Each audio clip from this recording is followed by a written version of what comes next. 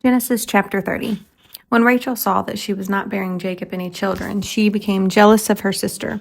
So she said to Jacob, "Give me children, or I'll die."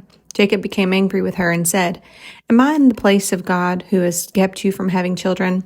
Then she said, "Here is Bilhah, my servant. Sleep with her so that she can bear children for me, and I too can build a family through her."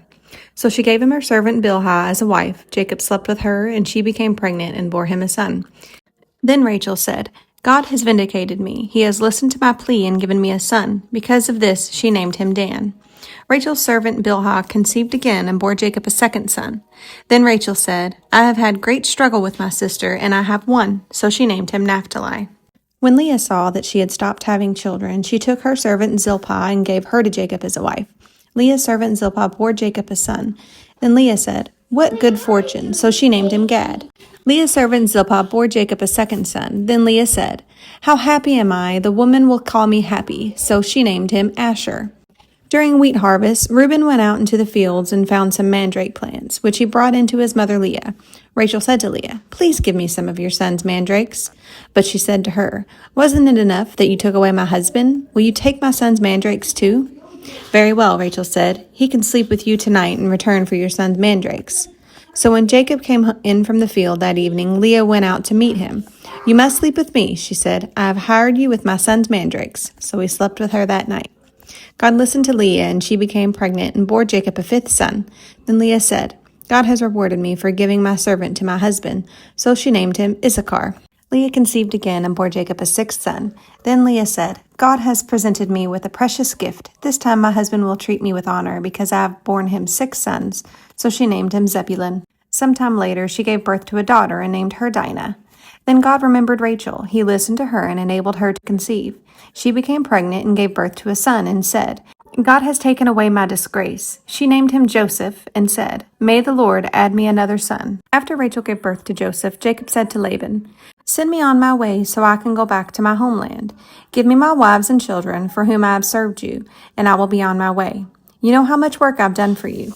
But Laban said to him, "If I have found favor in your eyes, please stay. I have learned by divination that the Lord has blessed me because of you." He added, "Name your wages, and I will pay them." Jacob said to him, "You know how I have worked for you and how your livestock has fared under my care. The little you have had before me has increased greatly, and the Lord has blessed you wherever I have been.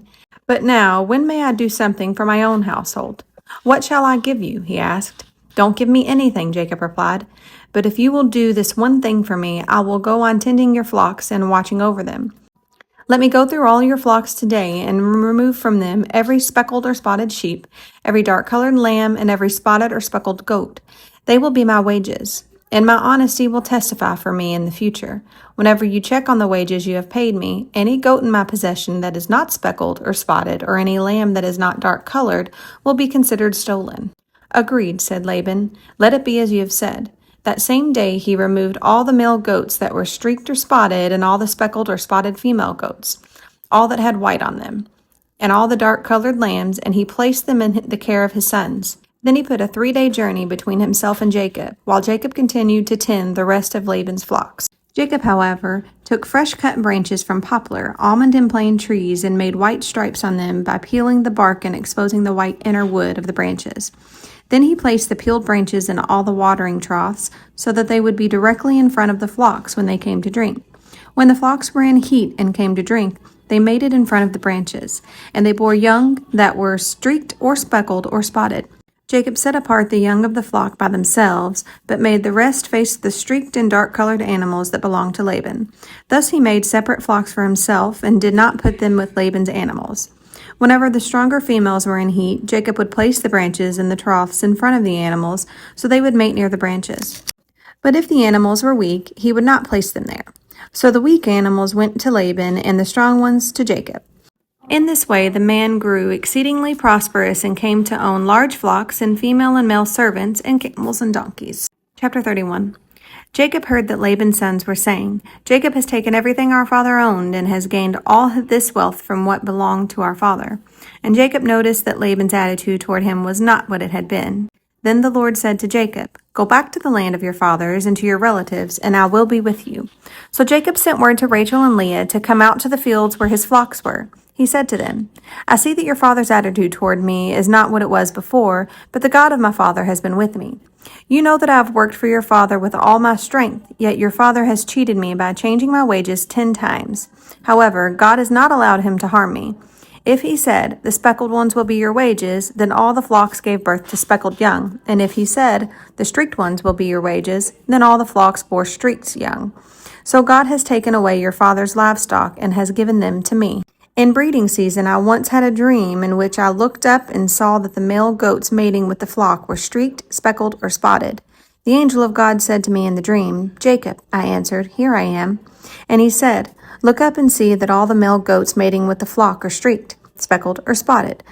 For I have seen all that Laban has been doing to you. I am the God of Bethel, where you anointed a pillar and where you made a vow to me. Now leave this land at once and go back to your native land. Then Rachel and Leah replied, Do we still have any share in the inheritance of our father's estate? Does he not regard us as foreigners? Not only has he sold us, but he has used up what was paid for us. Surely all the wealth that God took away from our father belongs to us and our children. So do whatever God has told you. Then Jacob put his children and his wives on camels, and he drove all his livestock ahead of him, along with all the goods he had accumulated in Padan Aram, to go to his father Isaac in the land of Canaan. When Laban had gone to shear his sheep, Rachel stole her father's household gods. Moreover, Jacob deceived Laban the Aramean by not telling him he was running away. So he fled with all he had, crossed the Euphrates River, and headed for the hill country of Gilead. On the third day, Laban was told that Jacob had fled, taking his relatives with him. He pursued Jacob for 7 days and caught up with him in the hill country of Gilead. Then God came to Laban the Aramean in a dream at night and said to him, Be careful not to say anything to Jacob, either good or bad. Jacob had pitched his tent in the hill country of Gilead when Laban overtook him, and Laban and his relatives camped there too. Then Laban said to Jacob, What have you done? You have deceived me, and you've carried off my daughters like captives in war. Why did you run off secretly and deceive me? Why didn't you tell me, so I could send you away with joy and singing to the music of timbrels and harps? You didn't even let me kiss my grandchildren and my daughters goodbye. You've done a foolish thing. I have the power to harm you, but last night the God of your father said to me, Be careful not to say anything to Jacob, either good or bad. Now you've gone off because you've longed to return to your father's household. But why did you steal my gods? Jacob answered Laban, I was afraid because I thought you would take your daughters away from me by force. But if you find anyone who has your gods, that person shall not live. In the presence of our relatives, see for yourself whether there is anything of yours here with me, and if so, take it. Now Jacob did not know that Rachel had stolen the gods. So Laban went into Jacob's tent, and into Leah's tent, and into the tent of the 2 female servants, but he found nothing. After he came out of Leah's tent, he entered Rachel's tent. Now Rachel had taken the household gods and put them inside her camel's saddle, and she was sitting on them. Laban searched through everything in the tent, but found nothing. Rachel said to her father, Don't be angry, my lord, that I cannot stand up in your presence. I'm having my period. So he searched, but could not find the household gods. Jacob was angry and took Laban to ask, What is my crime? He asked Laban. How have I wronged you that you've hunted me down? Now that you have searched through all my goods, what have you found that belongs to your household? Put it here in front of your relatives and mine, and let them judge between the 2 of us. I've been with you 20 years now. Your sheep and goats have not miscarried, nor have I eaten rams from your flocks. I did not bring you animals torn by wild beasts. I bore the loss myself, and you demanded payment from me for whatever was stolen by day or night. This was my situation. The heat consumed me in the daytime and the cold at night, and sleep fell from my eyes. It was like this for 20 years I was in your household. I worked for you 14 years for your 2 daughters and 6 years for your flocks, and you changed my wages 10 times. If the God of my father, the God of Abraham and the fear of Isaac, had not been with me, you would surely have sent me away empty-handed. But God has seen my hardship and the toil of my hands, and last night he rebuked you.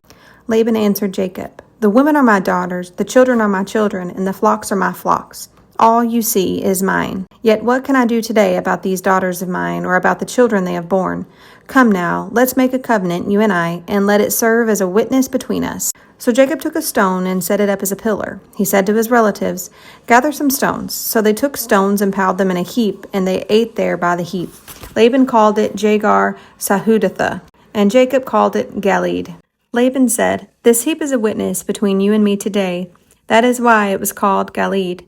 It was also called Mizpah, because he said, May the Lord keep watch between you and me when we are away from each other. If you mistreat my daughters, or if you take any wives besides my daughters, even though no one is with us, remember that God is a witness between you and me." Laban also said to Jacob, "Here is this heap, and here is this pillar I have set up between you and me. This heap is a witness, and this pillar is a witness, that I will not go past this heap to your side to harm you, and that you will not go past this heap and pillar to my side to harm me. May the God of Abraham and the God of Nahor, the God of your father, judge between us." So Jacob took an oath in the name of the fear of his father Isaac. He offered a sacrifice there in the hill country and invited his relatives to a meal. After they had eaten, they spent the night there. Early the next morning, Laban kissed his grandchildren and his daughters and blessed them. Then he left and returned home.